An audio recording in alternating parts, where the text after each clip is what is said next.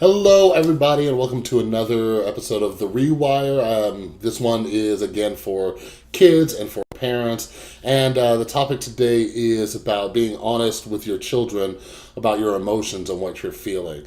So I think this is very important because sometimes we feel like the need that we need to protect our children from every possibly bad thing out there, and what happens is that that can really confuse a child, and it really mixes up the signals in their head and what they're learning. And on our end, it's also impossible because we can't protect them from everything, especially when it comes to negative emotions. And what I'm getting at is, there's instances where you might be sad, or you might have had a bad day. Maybe you're going through a breakup or a divorce, or you lost your job, and your child asks you, Mommy, why are you crying? Daddy, why are you upset? Right? And then sometimes we feel that need to snap out of it, put on a tough face and say, don't worry about it, I'm fine, right?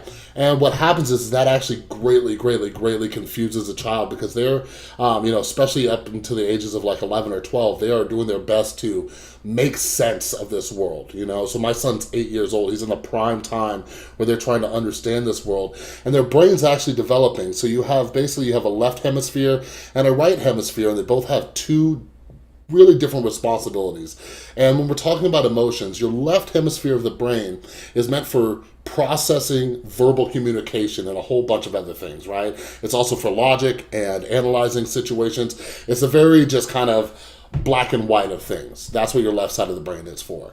Now, your right side of the brain, this is for nonverbal communication. This is for me looking at you and saying, what kind of vibe does this person have? How are they feeling right now? Me kind of looking at you and just understanding how you feel, maybe a little empathy, if you will. Now, what happens is that when the signals get crossed, especially for a child, it actually starts misfiring these neurons in the brain, because this isn't making sense. They're looking at you, and your nonverbal, right, is saying one thing. It's saying that you're sad, you're angry, you're upset, whatever it is. But your verbal is saying, I'm fine, I'm okay. So now your child, their brain is trying to process this and say, what does it mean to be fine? What does it mean to be okay? What does it mean to be happy? I thought that tears meant sad, but now that's not true all the time. And it sounds kind of silly, but imagine that your kids, they're just learning everything. Their minds are molding. So it's important to be honest with your kids. So if you are sad, if you're upset, if you're angry, and this also helps with your own personal practice of mindfulness, is being able to communicate these things. Sorry, mommy's sad right now, or, I apologize, daddy's angry right now, I had a bad day, whatever the case may be. Now, on the other end of that, we also have to kind of, know our children, engage what age they are, and things like that. Like, I have to monitor how much information and what information I'm giving my son.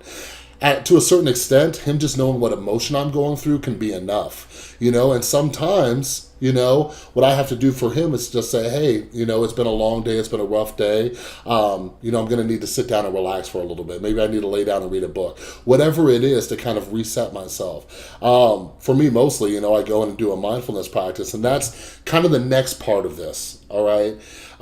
For me, when I sit back and say, what makes me a good dad, or how could I be a good father? And for me, one of my biggest responsibilities for my son is that he has a father who is mentally well. So what I mean by that is, if I am having a bad day, I owe it to my son to do something to snap out of it, right? When he was 3 years old, I got sober. And before that, he had a father who was, drinking and using. And, I'm very grateful that he doesn't remember those days. But I want to be there, and I want to be present for him as much as possible today. So if I'm going through it, if I'm stressed about work or money or, relationships, whatever it is, I feel like it's my responsibility to develop these other practices that help me get out of it, that helps me deal with my depression or my anxiety or my stress or my fears or my loneliness, whatever it is, because I owe it to my child to be mentally well.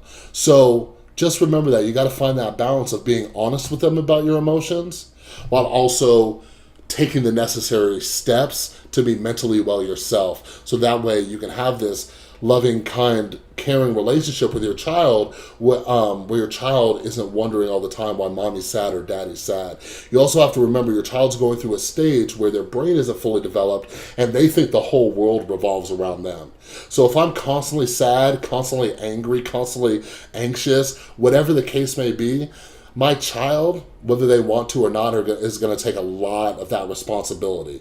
So that's one of the other reasons why I try to stay mentally well as much as possible. So I hope this helped. I hope learning a little bit about how the brain processes this information helps you out. So if this can help you or somebody you know who's a parent or a teacher, feel free to share this, and don't forget to like the page. All right, y'all. See you next time.